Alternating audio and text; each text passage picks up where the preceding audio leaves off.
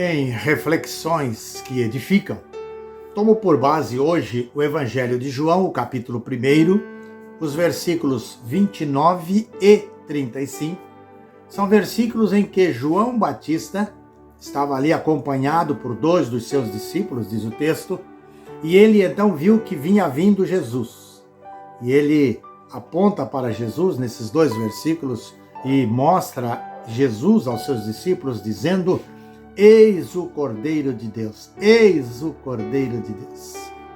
Interessante que aqueles 2 discípulos de João, sabendo do que se tratava, eles então resolveram seguir a Jesus. É algo contínuo. Eis o Cordeiro de Deus, então vou segui-lo. E foram seguindo a Jesus. É interessante que Jesus percebe que está sendo seguido. Hoje, e ainda hoje, ser seguido para nós pode parecer um perigo. Jesus percebeu que estava sendo seguido.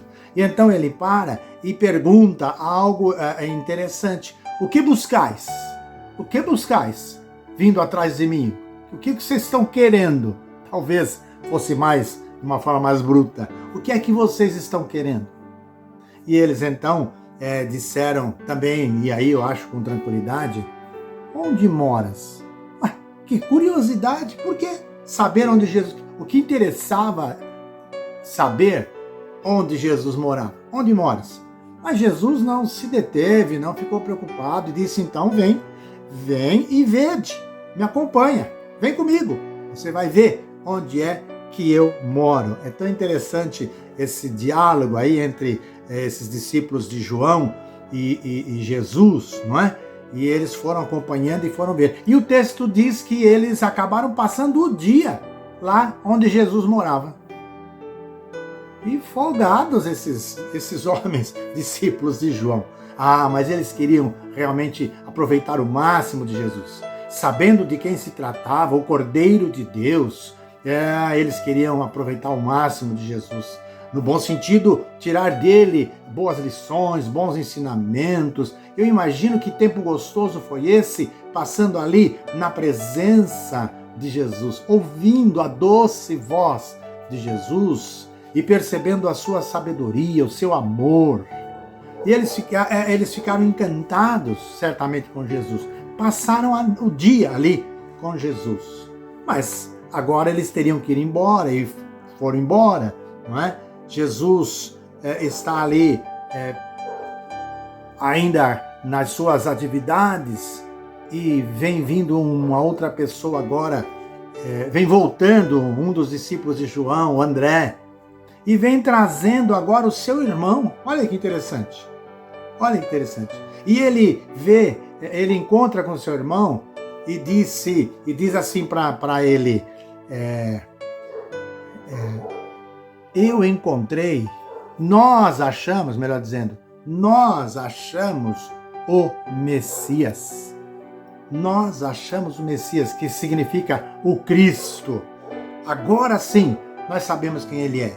E Pedro, Simão, melhor dizendo, ali no primeiro momento, Simão fica empolgado em conhecer esse Messias, o Cristo. E ele vem com André, agora, seu irmão, vem para conhecer Jesus. Olha que interessante. E quando eles chegam ali, não é? Depois de ele ter dito: achamos o Messias, o Cristo, não é? Eles estão indo conhecer Jesus, e quando eles chegam na presença de Jesus, olha, Jesus olha para ele especificamente para Simão, não é? E diz: tu és Simão, eu te conheço. Talvez na conversa lá com André, um pouco antes, ele tenha dito: eu tenho um irmão chamado Simão e tal. Meu pai, o nome dele é Jonas. Mas esse não é o mais importante. Jesus disse: tu és Simão, filho de Jonas. Eu te conheço, eu sei quem você é. Tu serás chamado Cefas. Tu serás chamado Cefas, que no original significa Pedro.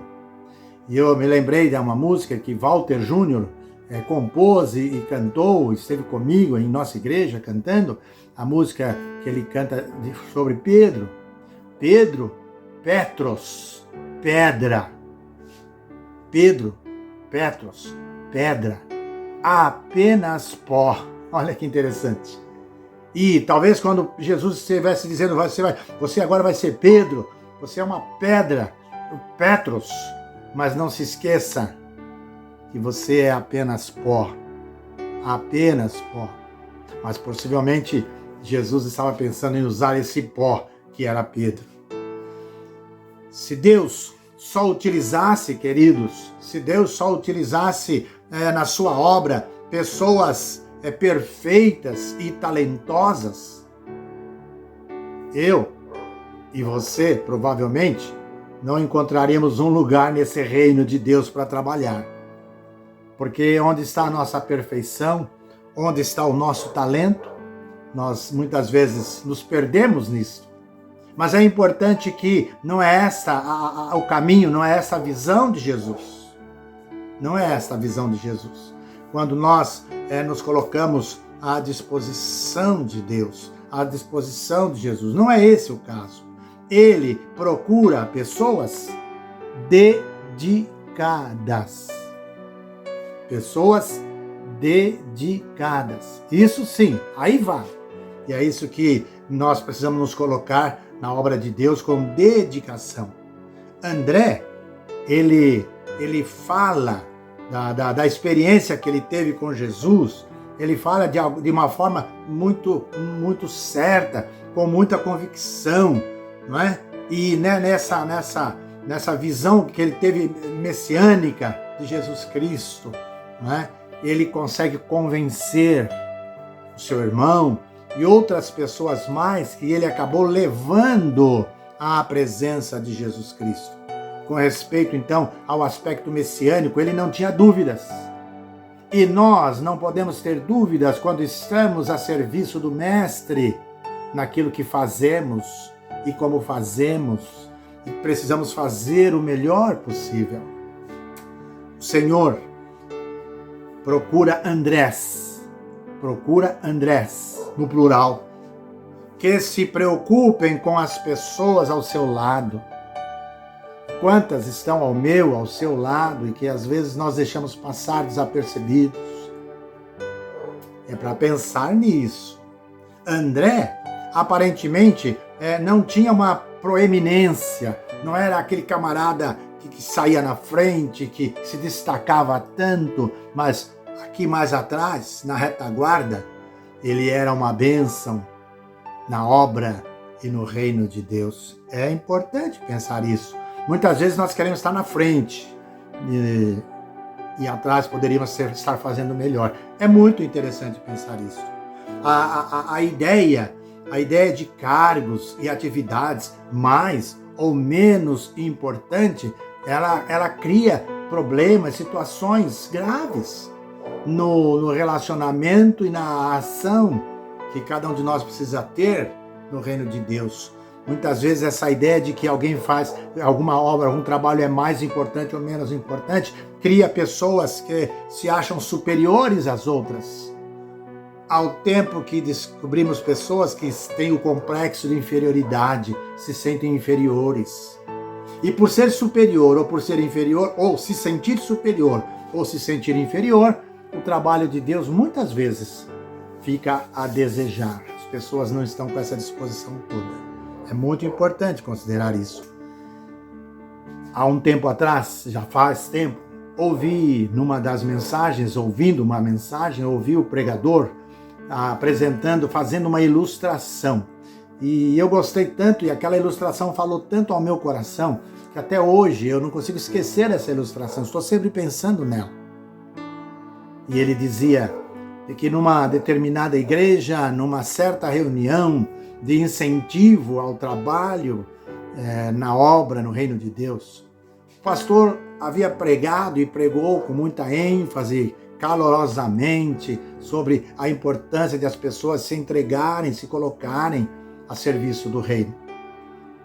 E lá no final da mensagem ele fez o apelo convidando as pessoas que viessem à frente. Se você quer colocar a sua vida no altar do Senhor, se você quer deixar Deus usar a sua vida, saia do seu lugar, venha até aqui à frente. E diz a ilustração que várias pessoas começaram a sair dos seus lugares, dos seus bancos, suas cadeiras, indo à frente, em que de repente uma pessoa desce do banco e vem à frente se arrastando. Era um deficiente, certamente com atrofia nas pernas. E depois de chegar lá na frente, no meio das outras pessoas, ele olha bem para o pastor e pergunta: Pastor, Deus usa um homem pela metade? O pastor parou, silêncio, e ele respondeu: sim, Deus usa uma pessoa pela metade quando ela se oferece por inteiro a Deus. É muito interessante, eu sempre estou pensando nessa ilustração. E não adianta estarmos inteiros e oferecermos parte de nós para o Mestre. Precisamos nos colocar certamente à disposição do Senhor. Não importa, meu querido, minha querida, meu ouvinte, não importa qual seja a sua deficiência. Nós somos deficientes e às vezes nem aceitamos isso. Não importa para Deus a sua deficiência. Coloque-se certamente por inteiro, nas mãos de Deus e permita que Ele o use, ou permita que Ele faça de você o que Ele quer que você seja. Coloque-se por inteiro nas mãos de Deus. Pensa nisso e eu desejo que Deus abençoe a sua vida.